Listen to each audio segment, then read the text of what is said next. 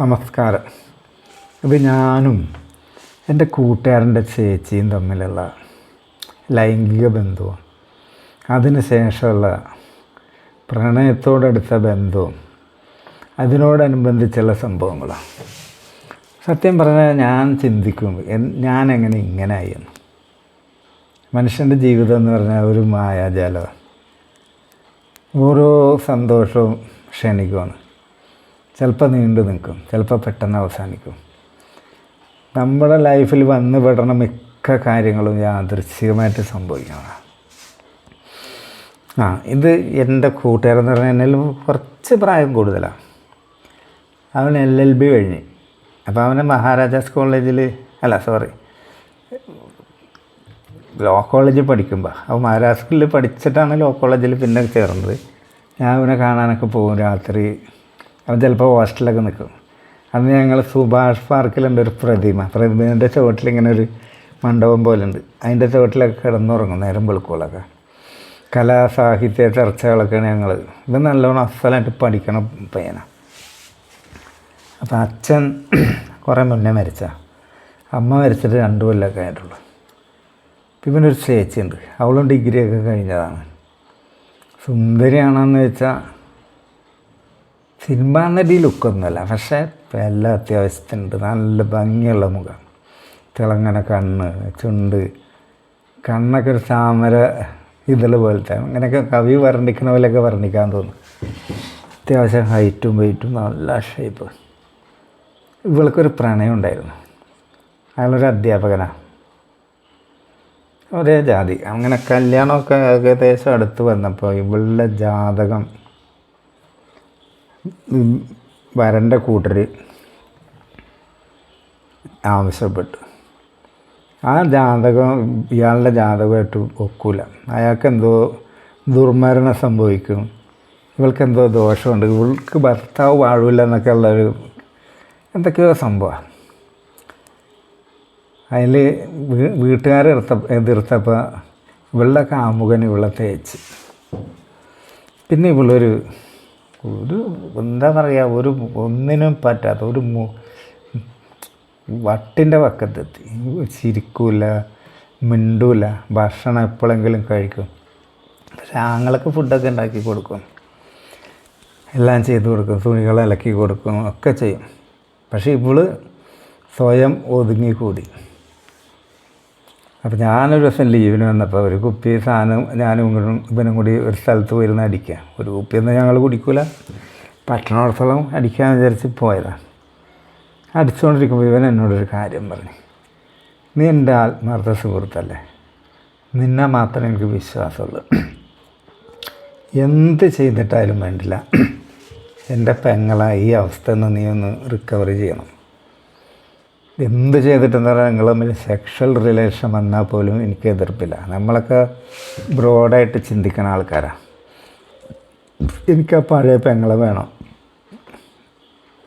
അങ്ങനെ പറഞ്ഞപ്പോൾ ഞാൻ പറഞ്ഞു, ഞാൻ അവരൊരു സ്വന്തം ചേച്ചിനെ പോലെയല്ലടാ കാണുന്നത്.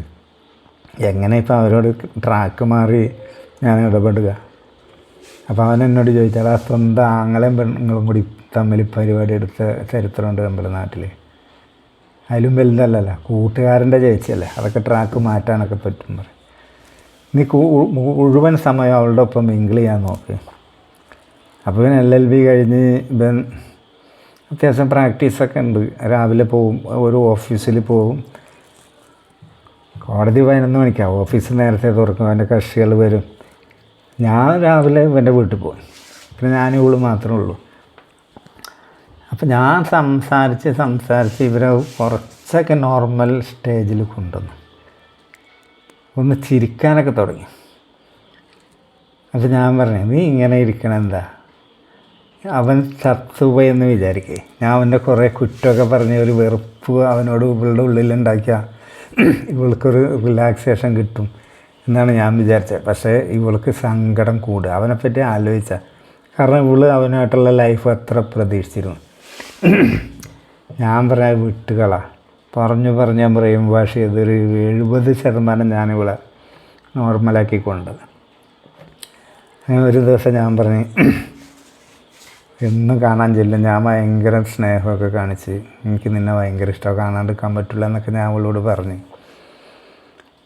ഞാൻ ഒരു ദിവസം ഇവളോട് പറഞ്ഞു, ഞാൻ നിന്നൊന്ന് സുന്ദരിയാക്കാൻ പോവാം. എങ്ങനെ ചോദിച്ചു, നിന്നൊന്ന് അണിയിച്ചൊരുക്കാൻ, നീ ഇരുന്ന് തരണം എനിക്ക്. എന്നിട്ട് ഞാൻ അവളുടെ പിടിയുള്ള ചീർപ്പൊക്കെ ഉണ്ട്, അവളുടെ നീളമുള്ള മുടിയാണ്, ഇതൊക്കെ ഞാൻ 2 സൈഡിൽ നിന്ന് ഇങ്ങനെ കോതി ഉണ്ടാക്കി ഇങ്ങനെ മെടഞ്ഞ് ബാക്കിൽ മെടഞ്ഞിട്ട് പുരുകം എഴുതി, ഹൈബ്രോ പെൻസിലാണ് പുരുകം എഴുതി,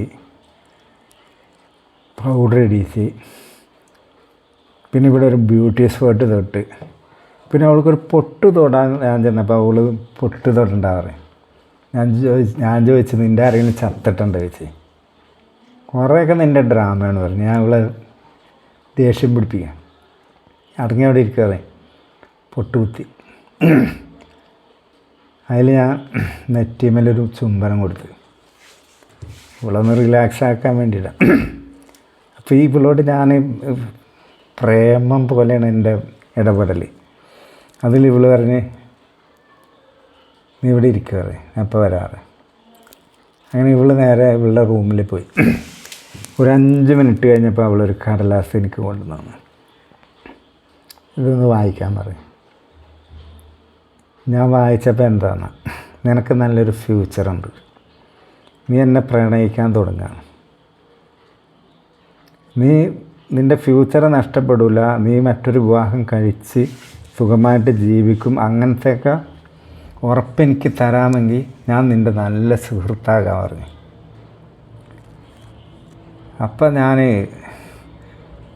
ഇപ്പം വരാമെന്ന് പറഞ്ഞു പോയി അവളുടെ റൂമിൽ. അവിടെ അപ്പോൾ എന്നും കടലാസ് ഇരിക്കുന്നുണ്ട്. ആ കടലാസിൽ ഒരു കടലാസിലെടുത്ത് ഞാൻ എഴുതി, എന്ത് കണ്ടീഷനും സമ്മതിക്കാൻ ഞാൻ തയ്യാറാണ്, എനിക്ക് നിൻ്റെ സൗഹൃദം അത്ര വിലപ്പെട്ടതാണ് പറഞ്ഞിട്ട് റിപ്ലൈ കൊണ്ടുപോയി കൊടുത്ത്. അവളിത് വായിച്ച് എന്നിട്ട് എൻ്റെ കണ്ണിലേക്ക് ഇങ്ങനെ നോക്കി. അതിൽ ഞാൻ അവളെ സോഫയിൽ നിന്ന് ഇങ്ങനെ ഉയർത്തി എണീപ്പിച്ച് കെട്ടിപ്പിടിച്ച് ചുണ്ട് ഞാൻ ലോക്ക് ചെയ്ത് ഫ്രഞ്ച്. ഞങ്ങളുടെ സെക്ഷൽ ലൈഫ് അവിടെ തുടങ്ങുക.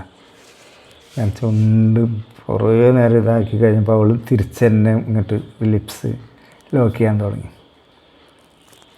പിന്നെ ഞാൻ ഇവിടെ സാരി ബ്ലൗസും ഒക്കെ അഴിച്ചിട്ട് ബ്രേസിയർ അഴിച്ചു, അണ്ടർ സ്കേർട്ട് അഴിച്ചപ്പോഴാണ് അപ്പം എടുത്തിട്ട് സെറ്റിയാണ്. അപ്പോൾ എനിക്ക് തോന്നുന്നത് അവളുടെ കത്തിൽ ഞാൻ അനുകൂല മറുപടി കൊടുത്താൽ അവൾ റെഡിയായി വന്ന പോലെ എനിക്ക് തോന്നി.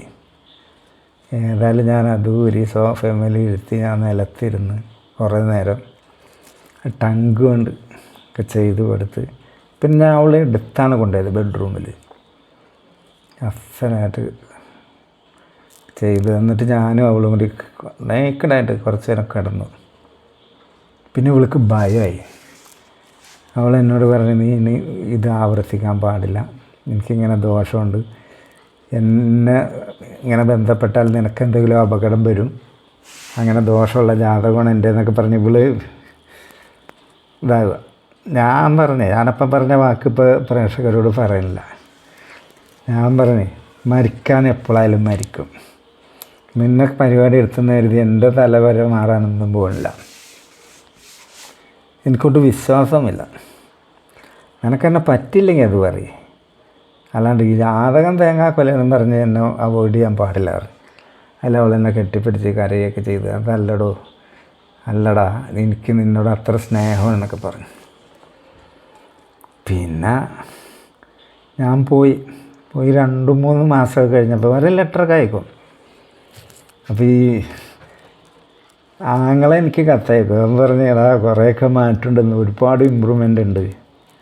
അപ്പോൾ ഞാൻ പറയാം, എന്നാൽ ഞാൻ ഒരു 20 ഡേയ്സ് ലീവ് എടുക്കാം, നീ അതിനെ ഹൈദരാബാദിലേക്ക് കയറ്റി വിട്, ഞാനിവിടെയൊക്കെ ചുറ്റി കാണിച്ച് തിരിച്ച് അതേപോലെ തന്നെ അങ്ങോട്ട് കയറ്റി വിടാറ്, എനിക്ക് ലീവ് കിട്ടും ചോദിച്ചു. ഞാൻ പറയും എനിക്ക് ലീവൊക്കെ കിട്ടും.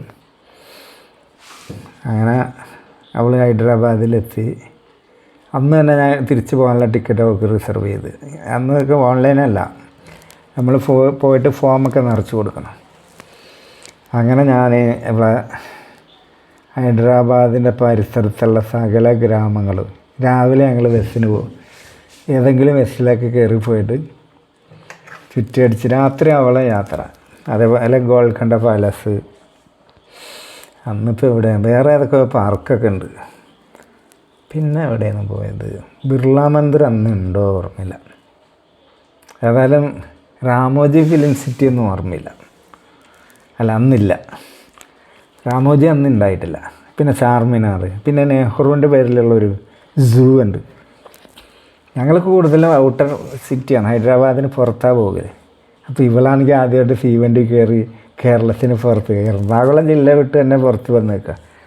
അത് അവൾക്ക് ഈ 20 ദിവസം ഭയങ്കര റിലാക്സായിരുന്നു. അപ്പോൾ ഞാനൊരു 20 ദിവസത്തിന് ചെറിയൊരു വാടകയ്ക്ക് മുറി എടുത്തിട്ടുണ്ട് ഹോട്ടലിൽ. കറങ്ങി അടിക്കുക, ഭക്ഷണം കഴിക്കുക, രാത്രി റൂമിൽ വരിക, കളിക്കുക. അങ്ങനെ നമ്മൾ രാത്രി ആകുമ്പോൾ 2-3 കൊടുക്കുകയും ചെയ്യും.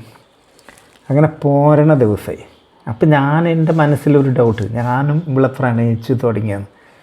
സത്യം പറഞ്ഞാൽ എനിക്ക് അത്ര ഇഷ്ടമായി ഇവിടെ പെരുമാറ്റം. അസലായിട്ട് പാട്ട് പാടും. ആ 7 സുന്ദര രാത്രികൾ എന്നൊക്കെയുള്ള പാട്ടില്ലേ, ഇത് ശരിക്ക് പാടിയ പെണ്ണിലേലും ഗായികനേലും ബെറ്ററായിട്ട് ഇവള് പാടും. അങ്ങനെ പോരുന്ന സമയത്ത് അന്ന് ഉച്ചക്കാണിത് വന്നത് കേരളത്തിലേക്കുള്ള വണ്ടി. ഇപ്പം ഓർമ്മ വരുന്നില്ല. ട്രെയിൻ അവിടെ നിന്നല്ല സ്റ്റാർട്ട് ചെയ്യണം. ഞങ്ങൾ നേരത്തെ പോയി ട്രെയിനിൽ കയറിയിരുന്നു. ഓരോ സെക്കൻഡ് കഴിയും തോറും എൻ്റെ നെഞ്ചിൻ്റെ ഉള്ളിലൊരു സങ്കടം ഇങ്ങനെ വരാൻ തുടങ്ങി. ഇതിപ്പോൾ പോകുമല്ല, ഞാൻ ഒറ്റക്കാവുമല്ല. അവളാണെങ്കിൽ അതിലേറെ സങ്കടം. ഒന്നും മിണ്ടണില്ല. രണ്ടാളും കൈ പിടിക്കുക, രണ്ടാളും പരസ്പരം കൈ പിടിച്ചിങ്ങനെ ഇരിക്കുക, കണ്ണുനീര് തുടക്കുക. അങ്ങനെ അനൗൺസ്മെൻ്റ് ആയി, ട്രെയിൻ മൂവ് ആകാനായി. ആ ട്രെയിൻ പോയി കഴിഞ്ഞപ്പോഴാണ് എൻ്റെ ലൈഫിൽ അങ്ങനൊരു അവസ്ഥയിൽ ഞാൻ വന്നിട്ടില്ല. എൻ്റെ എന്തോ ഒരു ശരീരത്തിൻ്റെ ഒരു ഭാഗം അല്ലെങ്കിൽ ഹൃദയം എന്തോ എൻ്റെ കയ്യിൽ നിന്ന് അവൾക്കുണ്ടായ പോലെ. ഇവൾ നാട്ടിൽ പോയിട്ട് ഡെയിലി എനിക്ക് കത്തരും. ഡെയിലി ഇവൾ പോസ്റ്റ് ചെയ്യും, ഞാൻ ചായ കുടിച്ച് എന്നൊക്കെ പറഞ്ഞ് രാവിലെ എഴുതുന്ന സമയം എഴുതും. പിന്നെ രാത്രി 9:30-10 മണിക്ക് ഞാൻ ഉറങ്ങാൻ പോകുന്നു, നിന്നെ ഓർത്താണെന്ന് ഞാൻ ഉറങ്ങുക എന്നൊക്കെ പറഞ്ഞ് തുരാ ഡെയിലി കത്ത് വരും. എനിക്കങ്ങനെ ഡെയിലി റിപ്ലൈ ഒന്നും കൊടുക്കാൻ പറ്റില്ല. എന്നാലും ഞാൻ ഡെയിലി എഴുതും, ഒന്നിച്ച് പോസ്റ്റ് ചെയ്യും. പിന്നെ കുറച്ച് ദിവസം കഴിഞ്ഞപ്പോൾ എനിക്ക് ഒരു ലെറ്റർ വന്നു. 2-3 ലെറ്റർ ഒപ്പം. എൻ്റെ തല വെട്ടി പൊളിയണ പോലെ എനിക്ക് തോന്നണം. ഞാനിപ്പം മരിക്കാൻ പോണ പോലെയാണ്. എനിക്കറിയില്ല, വേദന സഹിക്കാൻ പറ്റില്ല എന്നൊക്കെ പറഞ്ഞ് ഒന്നിച്ച് പോസ്റ്റ് ചെയ്തു. ഞാൻ റിപ്ലൈ അയച്ചു, എന്ത് പറ്റി എന്നൊക്കെ ചോദിച്ചിട്ട് നോ റിപ്ലൈ. പിന്നെ ആങ്ങളെ എനിക്ക് കത്തെഴുതി. അവൾക്ക് തീരെ വയ്യ, തലച്ചോറിൽ ചെറിയ എന്തോ ഒരു ട്യൂമർ, എന്തോ ഒരു സംഭവം കണ്ടുപിടിച്ച് എറണാകുളം പള്ളിമുക്ക് പുളിക്കൻ്റെ ഹോസ്പിറ്റലാണ്, നിനക്ക് ലീവ് കിട്ടുമോ, വരാൻ പറ്റുമോ വെച്ച്. അപ്പോൾ ഞങ്ങൾക്ക് വേറൊരു കുഴപ്പമുണ്ട്, നമ്മുടെ സാബുമാർ ലീവ് തരാണ്ട് അവിടെ നിന്ന് പോരാൻ പറ്റില്ല. അപ്പോൾ സദേൺ കമാൻഡിൻ്റെ northern command, eastern command, western command, അന്ന് സെൻട്രൽ കമാൻഡ് ഓർമ്മയില്ല, അത് അവരുണ്ടായോ ഒന്നും അറിയില്ല. അത് കമാൻഡ് ഫോം ചെയ്തോ എനിക്ക് ഓർമ്മ കിട്ടുന്നുണ്ട്. അപ്പോൾ അവിടത്തേക്ക് വലിയ വലിയ ഓഫീസർമാരൊരു മീറ്റ് 2 ദിവസം ഞങ്ങളുടെ യൂണിറ്റിൽ. അപ്പോൾ അതിനുള്ള തയ്യാറെടുപ്പുകൾ മാസങ്ങൾക്ക് മുമ്പ് തുടങ്ങും. അപ്പോൾ ഇത് 2-3 മാസം കഴിഞ്ഞിട്ടാണ് ഈ പരിപാടി. അപ്പോൾ ലീവ് കിട്ടണ പ്രശ്നമില്ല, കാരണം ഓരോ വ്യക്തികളെയും ഓരോ ചുമതലകളെ ഏൽപ്പിക്കും. ആ പണികൾ അവർ ചെയ്തുകൊണ്ടേ ഇരിക്കണം. ഇപ്പോൾ ആ പരിസരം വൃത്തിയാക്കൽ തുടങ്ങി ചില ആൾക്കാരെ ഫുഡ്, അങ്ങനെയുള്ള അറേഞ്ച്മെൻറ്റ്, ഓരോരുത്തരുടെ കാര്യപ്രാപ്തിയും റാങ്കും അനുസരിച്ച് ഓരോരോ കാര്യങ്ങളെ ഏൽപ്പിക്കും. അപ്പോൾ പോയിട്ട് ലീവ് എന്നൊക്കെ പറഞ്ഞാൽ ലീവ് എന്നൊരു അക്ഷരം പോലെ അവിടെ പറയാൻ പറ്റില്ല, ആട്ടി വിടും. എൻ്റെ ഒപ്പം ജോലി എടുക്കുന്ന അവൻ്റെ ഫാദർ മരിച്ചിട്ട് വിട്ടില്ല. നീ ഏതായാലും പോയി കഴിഞ്ഞാൽ അവിടെ എത്തുമ്പോഴൊക്കെ എല്ലാം കഴിയില്ലേ, ഇനിയിപ്പോൾ ഇത് രണ്ടാമത് ഇപ്പോൾ വേറൊരാളെ ട്രെയിൻ ചെയ്തെടുക്കണ്ട, നിന്നെ ഇതൊക്കെ ഫുഡിൻ്റെ കാര്യമൊക്കെ ഏൽപ്പിച്ചതല്ലേ. അവൻ പോയില്ല. അപ്പോഴാണ് കൂട്ടുകാരൻ്റെ പെങ്ങൾ സുഖമില്ലാണ്ട് കിടക്കണമെന്ന് പറഞ്ഞാൽ വിടുക. പിന്നെ എനിക്കൊരു ലെറ്റർ വന്നു, പോയടാ ദഹിപ്പിക്കുകയാണ് ചെയ്തത് ഒക്കെ പറഞ്ഞ ഡീറ്റെയിൽസ് എനിക്ക് വന്നു, കത്ത് വന്നു. പിന്നെ ഒരു 5-6 മാസം കഴിഞ്ഞ് ഞാൻ വന്നിട്ട് എനിക്ക് എന്തൊക്കെ ഒരു വിഷമം. അതാ പറഞ്ഞത്, ചില മനുഷ്യർ നമ്മുടെ ലൈഫിൽ വന്ന് ഒരുപാട് സന്തോഷം തരും. അത് കഴിഞ്ഞ് നമ്മളെ വിട്ടുപോയി പോകും. എനിക്കുണ്ടായൊരു സങ്കടവും പ്രശ്നങ്ങളും കുറേ നാൾ ഇപ്പോഴും ആ 7 സുന്ദര രാത്രി എന്നുള്ള പാട്ടൊക്കെ കേട്ടാൽ ഞാൻ വേറൊരു ലോകത്തെത്തും. പിന്നെ കുറേ ദിവസം ഇങ്ങനെ കഴിഞ്ഞ് ഞാൻ ഹൈദരാബാദിൽ തന്നെ ചാർമിനാർ കാണാൻ പോയപ്പോൾ ബസ്സിൽ വനിതാ കണ്ടക്ടറാണ്. ഒരു 10-40 വയസ്സിൻ്റെ മേലെയുണ്ട്. ഒരു നല്ലൊരു എന്താ പറയുക, ഒരു സോഷ്യൽ മൈൻഡായിട്ടുള്ളൊരു ലേഡി. അസലായിട്ട് ഹിന്ദിയൊക്കെ പറയും. അതിനെ പരിചയപ്പെട്ട് അതുമായിട്ട് കമ്പനി ആയപ്പോഴാണ് ഇതൊക്കെ എൻ്റെ മൈൻഡിൽ നിന്ന് കുറച്ചൊക്കെ ഞാൻ റിക്കവർ ആയത്. എൻ്റെ സങ്കടം കുറേ പോയിപ്പിച്ചത് ആ വനിതാ കണ്ടക്ടറാണ്. അവളെ പറ്റിയുള്ള അടുത്ത വീഡിയോ അതായിരിക്കും. തൽക്കാലം ഞാൻ തന്നെ ചിന്തിക്കും, ശരിക്കും ഞാൻ ആരാ, എന്താണ് ഇവിടെയൊക്കെ നടക്കുന്നത്, എൻ്റെ ലൈഫിൽ എന്തൊക്കെയാണ് സംഭവിച്ചത്, ഒരെത്തും പിടിയും കിട്ടില്ല. ഞാൻ നടന്ന വഴികളൊക്കെ ഇപ്പോൾ ആലോചിച്ച് നോക്കുമ്പോൾ എനിക്ക് ഭയങ്കര പേടി തോന്നും. അപ്പോൾ അവളെന്നോട് ചൊവ്വാദോഷം ഉണ്ട് എന്തെങ്കിലും പറ്റുമെന്ന് പറഞ്ഞപ്പോൾ ഞാൻ അവളോടൊരു മറുപടി പറഞ്ഞു, എനിക്ക് ഭൂമിയിൽ ഒരു സംഭവം പേടിയില്ല. എനിക്ക് ആകെയുള്ള പേടി എന്നെ തന്നെ. എനിക്ക് എന്നെ പേടിയാണ്, വേറെ ആരും എനിക്ക് ഭയമില്ല. ആ മൈൻഡാണ് ഇപ്പോഴും അതേ മൈൻഡാണ്. പക്ഷേ അവരൊക്കെ ഇപ്പോൾ എവിടെയാണ് അതുപോലെ മരിച്ച് മണ്ണായി. ഇതാണ് ലോകം, ഇതാണ് ജീവിതം. നമസ്കാരം.